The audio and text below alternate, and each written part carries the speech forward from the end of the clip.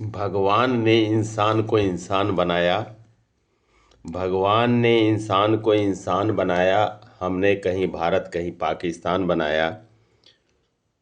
जी हाँ दोस्तों, मैं कर्नल सुधीर कुमार सिंह हमेशा अपने मित्रों के साथ, अपने स्वावलंबियों के साथ, अपनी मातृशक्ति के साथ, अपने सामाजिक कार्यकर्ता के साथ, अपने पूर्व सैनिकों के साथ, लेकिन तकलीफ होती है उस समय जब कुछ लोग, चाहे वो हमारे पूर्व सैनिक हों, चाहे हमारे सामाजिक कार्यकर्ता हों, चाहे हमारे जनप्रतिनिधि हों, अपने क्षणिक स्वार्थ के लिए कटअप कर लेते हैं। किसी को अपने इंस्टीट्यूशन की पड़ी है, किसी को अपने संगठन की पड़ी है, और मैं कहता हूं कि हमें अपने इंसानियत की पड़ी है। क्योंकि कब चला जाना है इस संसार को छोड़ करके, ये हम में से किसी को पता नहीं है। लेकिन इतना तो ज़रूर पता है कि अच्छे कर्म करते जाइए और वैसे ही रास्ते में छोड़ते जाइए। हमने एमपी का चुनाव भी लड़ा, 2020 में रीगा विधानसभा की भी, एमएलए की भी तैयारी की। आने वाला समय में कुछ भी होने वाला है, या तो मधुबन विधानसभा होगा, या रीगा विधानसभा होगा, या चिरैया होगा, या ढाका होगा, या सीवर होगा, या बेलसंड होगा, लेकिन कोई ना कोई विधानसभा जरूर होगा। और कर्नल सुधीर कुमार सिंह फिर आपके दरवाजे पे आएंगे। आपने भीख नहीं दिया तो आज आप पश्चाताप कर रहे हैं।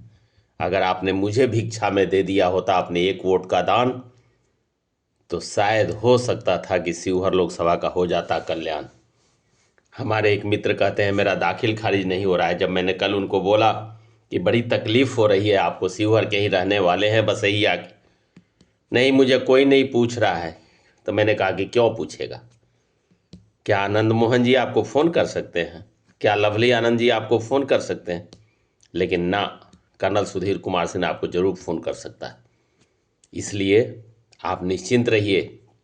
जहां आपने जिस गड्ढे में आपने वोट को डाला है वो मुझे भी पता है, और मैं एक एक चीज़ों का समावेश रखता हूं। चूँकि मैंने इकोनॉमिक्स से किया है, मैंने एमबीए किया है, विद डिस्टिंक्शन किया है, लॉ किया है, तब मुझे पता है कि कौन इंसान कहाँ चल रहा है। वो कदम उठाता है तो मैं पहचान जाता हूँ। तो मैं आपको इतना ही कह रहा हूँ कि अभी भी चेतने का समय है। हमारे पास पैसे नहीं हैं। जो पैसे थे पेंशन के थे, खेत बेचने के थे, वो हमने एमपी के चुनाव में लड़ा दिए, लगा दिए। लेकिन अब जो ये 2025 का विधानसभा का चुनाव है, चाहे मैं कहीं से भी लड़ूं, अगर आप लोग मुझे सपोर्ट करना चाहते हैं तो करिएगा, नहीं तो फिर जो है ऐसे ही 5 साल के लिए लटकते रहिएगा, पछताइएगा। मुझे कहने में फ़ख्र होता है कि ये रीगा चीनी मिल जो चला, जिसको 26 26 दिसंबर को हमारे माननीय मुख्यमंत्री जी नीतीश कुमार सर ने जो उद्घाटन किया, वो हमारी देन है। ये मैं फ़ख्र के साथ बोल सकता हूँ। ना किसी लवली आनंद जी का देन है, ना किसी आनंद मोहन जी का देन है, ना किसी रमा देवी जी का देन है। मैं कैटेगरिकली नाम ले रहा हूँ। मैंने 2019 से लड़ाई लड़ी।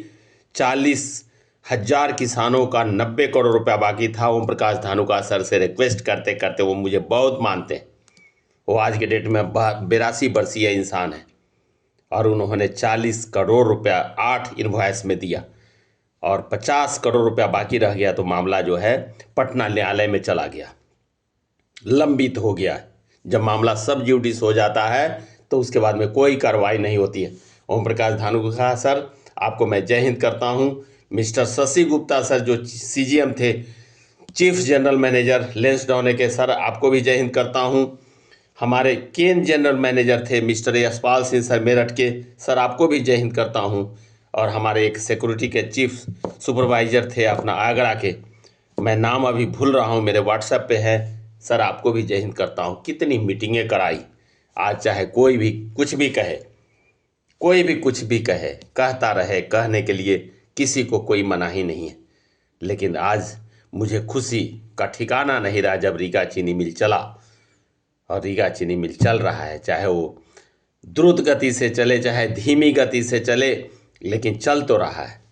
तो मैं आप सभी का हमेशा शुक्रगुजार हूँ। रीगा विधानसभा के सारे लोगों का मैं नतमस्तक हूँ। मधुबन विधानसभा के सारे लोगों का नतमस्तक हूँ मैं। बेलसंड के, शिवहर के, चिरैया के और ढाका के, ये शिवहर लोकसभा के आप सभी का नतमस्तक हूँ। आप लोगों ने मुझे आशीर्वाद दिया, आशीर्वाद नहीं दिया, मुझे कोई गिला शिकवा नहीं है। लेकिन आगे आप याद रखिएगा कि ऐसे ही आप पैसे पर चुनाव लड़ेंगे, आप ऐसे ही जो है किसी का भोला भाला चेहरा देखेंगे, किसी के गुण का आकलन नहीं करेंगे।